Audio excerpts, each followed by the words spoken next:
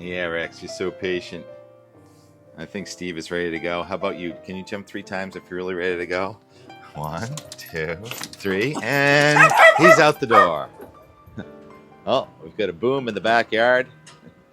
I've got my noise-canceling microphone on. I've got gloves and a hat. Even though technically it's warmer this morning than the last 3 mornings at 45 degrees, but it's windy, and that makes a big difference. Wind, air, moving from high to low pressure, and it's another strong, very cold, high-pressure system coming at us. Here's a close-up of the high-pressure system. Feels like we're rewinding to about 3 days ago, looking west of Hudson Bay, Canada, where this is even colder. It's 25 below zero. Wasn't it something like 24 below zero last time? That high is coming at New England right now. And shocking to me is that we are snowing this morning. I guess not shocking, but pleasantly surprised. It's snowing in northern Vermont. Jay Peak is snowing. I couldn't see it really, though, because of the cloud. Mount Mansfield, I could see this little coating. The snow reporter at Mount Mansfield says, yeah, it's snowing, like a micro dusting. And the temperature's gone down 30 degrees from 47 to 17 from last evening to this morning. Talk about groomers having a challenge on their hands. Top of Mount Washington yesterday was 42 degrees. This morning is 15 degrees. Cold air advection. This is my noise-canceling microphone, canceling the wind sound. We have a front row. Jim is taking care of the slope this morning. Hey, Jim, with his long boom. The big dig of Weymouth continues. Good morning. Can you put that bucket right in my camera? Woohoo! Yeah. Look at that skill. They're grooming the mountain and they're grooming the slopes here in Weymouth this morning at very low tide. I'm going to try and get out of the wind. And the grass seed you guys planted is coming up. Look at, in some spots, I think that's the seed. I'm not sure because I had grass there already. I did a lot of cleaning around here yesterday. Let's check the rain gauge. I'll tell you, the rainfall underperformed south of Boston. Here's the Cocoa Rise. Last night we did pick up 0.86 in Watertown, Massachusetts, and in the Boston area points north and west, it was a 3/4 to 1 inch rainfall out to Connecticut with thunderstorms last night. But just south of Boston, the storms fell apart and kind of jumped. What did we do in our rain gauge? Was expecting somewhere around 0.6. Not bad, 0.36 in our gauge. I did a lot of cleaning up over here yesterday. And there, the peony, kind of proud that I got the peony exposed there. And there was a lot of prickers and stuff. And yeah, I burned for hours and hours. But here's the regional temperature roundup at 7 a.m. Right in the middle there, 41 degrees in Orange, Massachusetts, with a wind gusting to 36 miles per hour. And that's the high pressure moving in from the north. Temperatures today, probably about 50 degrees, go up a few degrees. Oh, sorry, Steve. Steve, of course, is tangled in the rose because that's how we work here. Oh, and there is a little bit of a bloom on that rose there. You see it? So things are blooming. It's April Fool's Day. And so far, April is starting off with its best imitation of March. The national radar shows the rain exiting New England. It doesn't really show that snow in Vermont. And then you have a new batch of snow, or another one, the next one in the series, in South Dakota, North Dakota.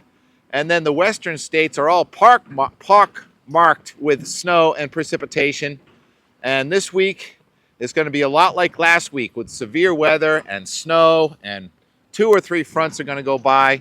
National advisories, watches, and warnings this morning. And there are winter storm warning there. South Dakota, North Dakota, Minnesota, storm warning over Lake Superior.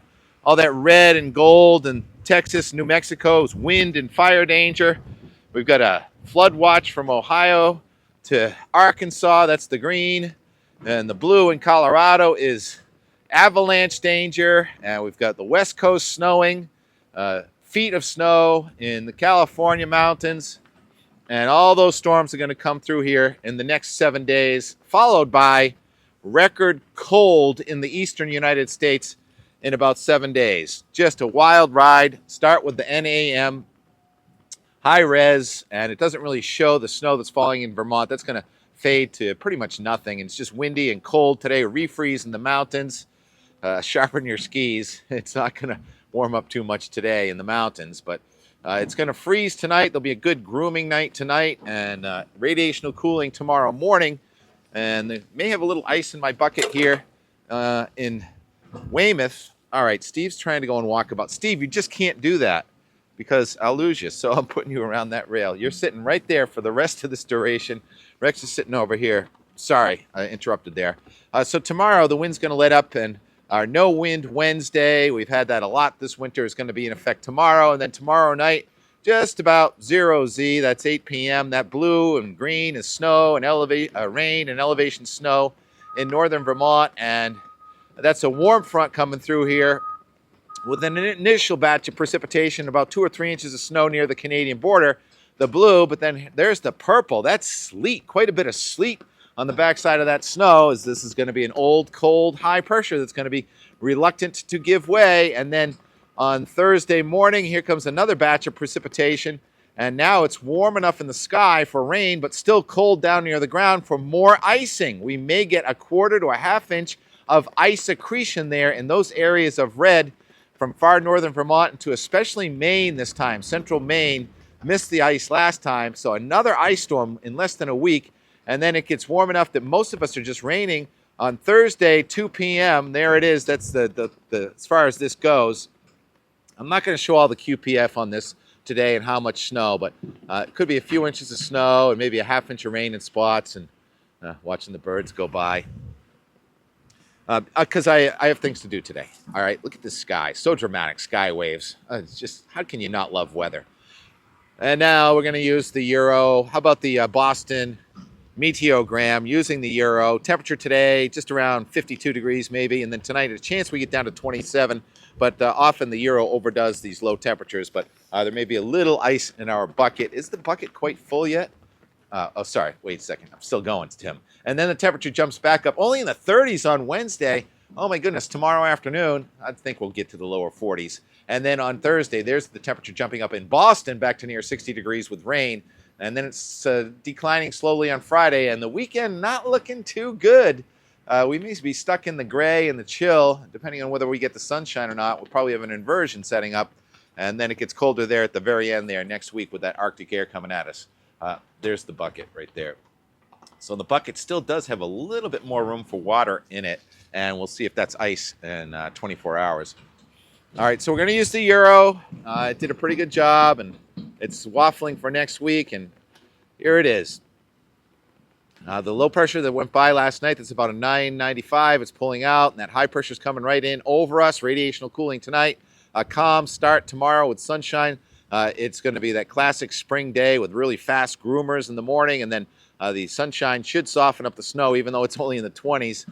So a pretty nice day. And then tomorrow night, there's that wintry mess that's coming across northern New England. Front strung out from New England all the way down to Texas. Probably more severe weather happening. That flood watch is already in effect. You saw that. I don't think we end up with flooding. We have that wintry mess on Thursday, and then it's going to warm up for all of us on Friday at most levels of the atmosphere. But notice the high pressure system coming into the north of New England, and that means low-level chill. An inversion is going to set up. There's probably going to be a lot of clouds around that are going to be difficult to burn off over the weekend before Saturday. It starts to rain and snow again. Look at that. Saturday, snow north, wintry mix central, and that's probably going to end up warmer, but we're right on the front, so we may end up with a net gain of snow. We're not going to get that snow stake back to 100 inches at Mount Mansfield, but we may maintain the snow depth. And then, I forgot to mention, time out a second. The month of March generated 58 inches of snow at Mount Mansfield, getting us to 328 inches for the season. So March did end up being a pretty snowy month thanks to that, what happened last week. All right, now back to this map. Here comes the Arctic front next Sunday. You see, oh my goodness, that's the 504 thickness. Some winters we don't even get a 504 thickness. Now it's coming on the first weekend of, well, just the first Actually, it's the second week, so calm down. It's the second week of April. That's amazing, 504 thickness, but it's a lot of upper level, low pressure, and there's not much going on at the surface. At least that's what it says now, that we just get really cold with record cold possible down the East Coast next Tuesday and Wednesday, and then it starts lifting out quietly. Oh my goodness, Thursday, March 10th. At 8 p.m., it just shows one low pressure system right in the middle of the nation. Quiet, perhaps. Did I say March? April 10th. That's a fairly weak low, and coast to coast, not much is going on. Now, there are implications that after that, there wants to be a big upper level low stalling in the east, and it could turn quite chilly and wet here in the middle of April. So that's it for the weather. I got to go in and edit really quick, and I'm hitting the road. So yesterday's and more, T-Rex and I went for a walk, waiting for that fog to burn off. And early in the morning, our windows on the porch got all coated in condensation. Talk about the science of condensation, and then the sound of birds and cardinals, and then highlights from what Jim did yesterday. It was amazing how he can really flatten out the surface using that bucket. That is skilled grooming. That's what we have at our ski slopes. That's what we have at our Weymouth slope. I'm sure the wind is causing problems here. Got numbers in pink right there. Don't even know what they mean, but appreciate the grooming, Jim. You guys are the best. All right, the and more from yesterday. Talk to you in 24 hours. Just past 9 a.m. on Monday morning. There are my pussy willows I brought in some time ago. Why can't we see out the door? Because in the sunroom where there's been no sun, it's still leftover cool air from the weekend, but outdoors, it's warming up. The temperature has just jumped into the 50s, and so has the dew point. And so that makes for dew on the window. Dew, love, weather. Yep, that is springtime, bursting forth in New England. Next thing you know, the sun will be out. Yeah, part T-Rex, part Rhodesian Ridgeback. He's like afraid of that cairn. So here we are. It's close to 70. Still no sun. Just a thick, low-level moisture, and the wind from the south is really starting to gust, but we're on the north side of a hill, so it doesn't really reflect like that right here yet. Oh, wind damage.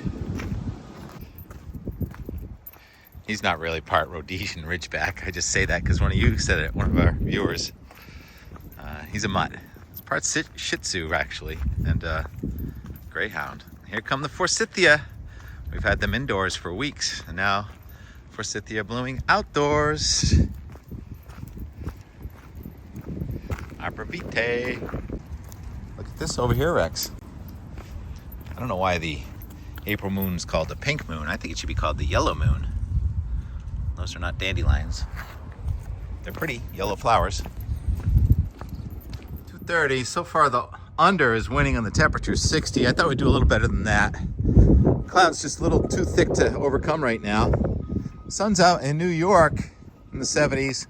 Thunderstorms are developing. Oh, we just missed Jim leaving in his excavator. He just went around that corner. Let's go see what Jim's been up to today. Working over on the slope over there. Feels like 70 now. 80, 90, maybe 100. All right, 500. Hey Doug, it's just before 4. How's your back? Thanks for the new stairs here. Ha. Wow, it looks like something's on fire. Come on over. We'll burn one. All right, we're down the bottom. Haven't been here in a while. So those are the piles that were driven. Looks like it's going to be a ramp up to the boardwalk. And what was Jim doing over here today? Looks like that's the beginning of how the slope is going to go. How about that? It looks like the seed has already been planted down there for the greening of the slope. And maybe that one stays as is. And then over here, kind of re-sloping it. This is what Jim did with that long boom excavator today. Pretty impressive how he flattened it out, I think. And that'll probably keep going along those pink markers over to right here anyway. And here's one of the balls that I originally found down here, but I brought it up the hill a long time ago. And T-Rex and I have been playing with it for a couple of years, but he always puts it over the cliff. And somehow I always manage to find a way to bring it back. Here you go, Rex.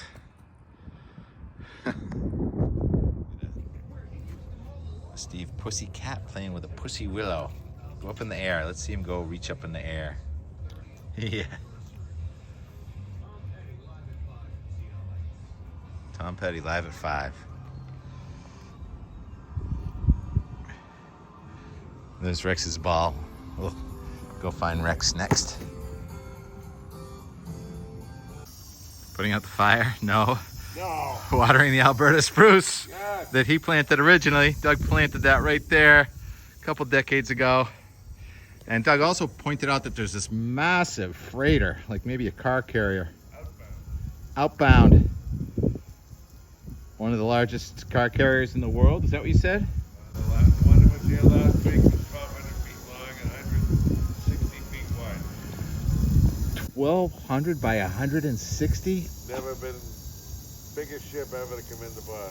Wow, 1,200. And those skyscrapers out there about 750 feet. You can see how it's browning on the edges. Yeah, I know. Yeah. There's a chance, tiny chance. Live, live. Live, baby, live. Look at this one. What are you staring at? Where's T-Rex? Play with his ball. You want to play with the ball?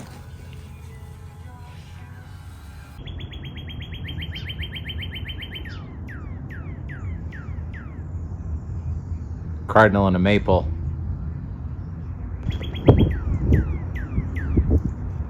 Just about 7 o'clock. Couldn't see the disk of the sun today. 58 degrees. We tried though, Rex, didn't we? Want to play with this ball? Remember this ball? You remember this ball? Right. Yeah, yeah. It went down the hill. Come on, Rex. Get that ball. Rex, get that ball. Come on. Get this ball. Yeah. Yeah, Rex. Yeah. Look at these holes. Those skunks or turkeys or what? Okay. Rex is otherwise occupied. Not interested in playing. Probably has to take care of business. I get it. All right. There's still a slight chance we're going to see the sun. If so, it's going to be in our time lapse. Did we see it on Cape Cod? Maybe. Maybe not. How about Weymouth? So close. Did we get a big thunderstorm last night? Definitely maybe. All right, thanks for watching. You hear the cardinals, but they're not close enough for me to get the visual. Till tomorrow.